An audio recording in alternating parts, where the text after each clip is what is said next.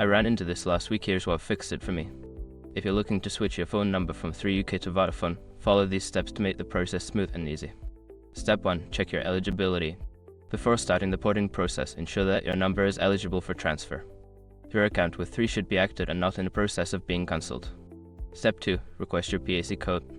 Contact 3UK to request your porting authorization code PAC. You can do this via their customer service number or through the app. Make sure to note down the code as you'll need it for Vodafone. Step 3. Sign up with Vodafone. Choose a plan with Vodafone that suits your needs.